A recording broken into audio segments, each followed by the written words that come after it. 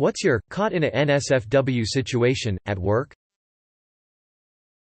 At my last job, there was this deaf guy who was non-verbal. The company brought in an ASL translator for every meeting, which was the only time you could really interact with him face to face. Honestly, a stand-up guy though. One day I'm in the washroom taking a dump, and I hear something strange in the stall next to me. The steady schlick schlick schlick of someone jerking off, then some grunting. So I finished up quick and left the washroom. It was just me and the masturbator in there. I checked his shoes, then stood outside and pretended to be on the phone. Turns out it was the deaf guy. I just smiled and waved when I saw him. From then on, I noticed that he went to the washroom for a suspiciously long time every day. I guess nobody told him that masturbating makes noise. If you have worked in an office long enough, you learn everyone's shoes through osmosis. That's why it always bewilders me when someone cranks it in a stall when their feet are visible. Hey, Craig, your specifically worn desert boots don't lie.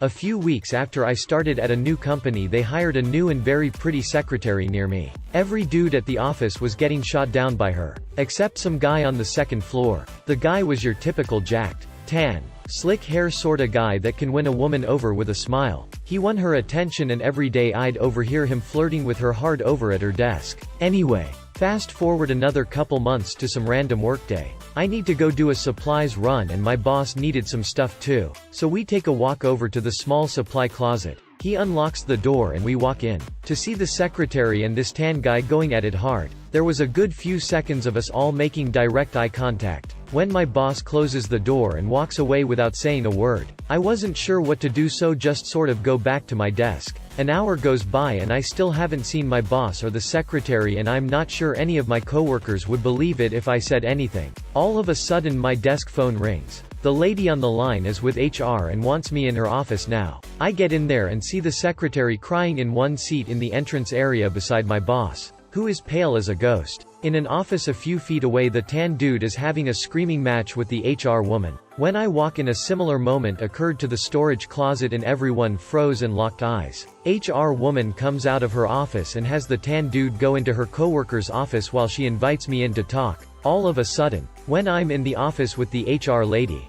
she starts breaking down crying. I mean sobbing everywhere. Unsure what to say, or do I ask if she's okay? She apologizes and then tells me that the tan guy is her husband. I have no idea what to do, so just kept saying it'll be okay over and over. First thing that popped into my head. After a few minutes of her crying, she straightens herself out, has me confirm what my boss said happened, then told me I was good to go back to my desk. A bit later my boss comes to my desk and tells me we're going to lunch. The moment we're in his car, he lets out this huge sigh and blankly says, "I had no idea they were married. Both the husband and secretary were fired and the boss and I chuckled about the incident forever." I believe the HR woman ended up getting remarried in total gossip. So who can tell if it's true the secretary had given the tan guy herpes? What a ride. I used to work in a call center for a major satellite TV provider. Other than the usual perv that would call to be gross, we had one dude who would call and just make us read off porno titles. What do y'all have? Backdoor 9. Busty blondes 2. Etc. All the while he would just beat his meat to ladies reading the names of dirty movies. We used to get this too, until we set up the dirty line. The dirty line was specifically for those requests. They would be transferred to Dave. Dave was gruff and Scottish. They didn't stay on the line. Back in the early 2000s there was a NSFW prank floating around the internet. If you clicked it, a looping video of two guys going at it popped up on your screen and the PC speaker squawked, "Hey everybody, I'm watching gay." That wasn't the worst of it. If you tried to close the browser, it spawned two more and kept spawning more if you closed those. I worked in IT and thought it was a hilarious prank, so I sent it to my supervisor in an email titled, "Important System Update." We always played practical jokes on each other and this would have just been par for the course. Only problem is he thought it was legit and sent it to the whole floor. My horror when only a few moments later I hear it playing on one PC, then another. Almost everyone in the office had clicked the link. People panicked, turned off their systems, losing all their work. It was a huge show. Believe it or not, I never got fired and actually got promoted a year later. only got caught peripherally in this one. One of my IT guys assigned to one of our regional offices kept getting help requests from one clerical, and most of the problems were questionable at best. She obviously just wanted to see him. One day he gets a call and goes up to her cubicle and she's standing there with her pants off. He backed out of that, put her on his do not respond list until things could get straightened out, and then called me for help since nothing he had done was working. Since she wasn't my employee, I picked up the phone and called the regional director. The initial contact was something like, "Hi, regional first name basis. You know, I've always supported casual Fridays, but don't you think no pants Fridays are a little too much?" My old married wife and kids' boss had a ton of nudes on the work computer of mostly other women and occasionally himself. They were labeled mundane things like Monody job site. Somehow he synced his personal email to the work one and I discovered he was picking up men on Craigslist. Email subject lines like "suck my daddy" are hard to ignore. He was such a miserable, nasty, explosively angry person and went viral for a funny house selling video. Not me, but a past coworker, we'll call him Bob Smith. He had logged into a shared computer in our lab one day, and he pulled up Outlook, and then turned around to do something with his phone while Outlook loaded. Well, let me tell you, our corporate mail filter failed that day. I walk in to see Bob turned away from the screen, and on the screen, in the Outlook preview pane, nearly full screen, was an email. "Bob Smith, are you getting enough big black d?" And of course, this lovely email was accompanied by a picture showing exactly what they were talking about. Just in case you were unsure, I try to suppress a laugh, and just say to him, "Well, Bob, are you?" He looked at me, "Am I what? What are you talking about?" I point to the screen. He can't hit that delete button fast enough. The words "well, are you?" with no further context for anyone else overhearing, became a running joke between us. Not quite caught, and not quite NSFW, but at work, comfy on the bowl, pooping and reading, I finish up, reach for the toilet paper, and my back completely goes out on me. It felt like somebody kicked me in the spine and I couldn't move. It took me an hour to be able to move enough to wipe and get my pants up. Another hour to hobble into my boss's office to tell her where I had been, that I was in agony, and that I needed to go to the doctor. I ended up getting prescribed a month of physical therapy and therapeutic massages to get over that tragic wiping incident.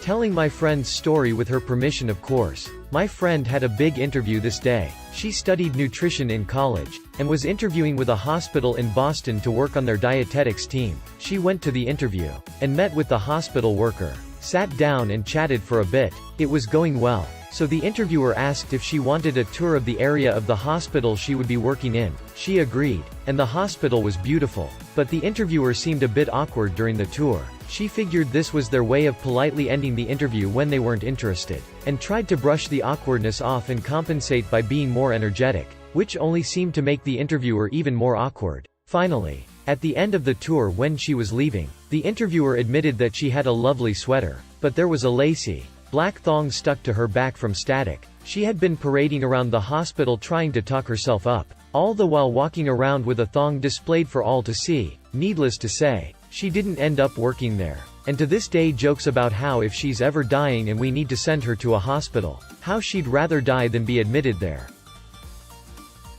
I don't know if this counts, but I worked for a call center a couple years ago, and when we asked someone their name we had to say, "And who do I have the pleasure of speaking with today?" Well, for some reason why, I have no idea, I asked the lady on the phone, "And who do I have the pleasure of sleeping with today?"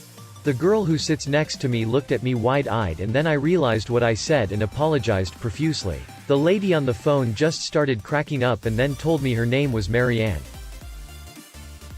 Walked into the bathroom to see two male coworkers looking at one of their crotches and saying, "Yeah, I'm taking you to the hospital right now." Turns out that the guy being examined was special needs and needed help knowing if he needed medical attention for a nasty skin rash. Turns out that it was just heat rash from wearing really hot clothing during the summer. Not me, but a close friend. He worked as a vet tech, cleaning kennels, walking the dogs, changing bandages, etc. He was good friends with the boss lady, and she would bring her shepherd mix pups to stay in the kennel some weekends, especially if she was out of town or busy. One Sunday morning he ran up to take care of the animals and the pups were there. They loved to play. So, after cleaning and caring for the other animals, He went into their run and was tossing the ball and rough housing with these two dogs. One dog jumped on him from behind and its paw slid into his front pocket, pulling down his pants. Right at this moment, with his pants around his ankles, one dog in front waiting and the other behind him, he realized that maybe today was not the day to go commando. Especially as his boss walks in at that precise moment to see him, with her beloved puppers, hanging out in all his glory. He called me when he got home laughing and crying. His boss simply took the dogs and walked out without saying a word. Fortunately, it wasn't a rom-com movie, so he was able to explain the next day. Her only comment was, "Let's remember to wear underwear from now on, okay?"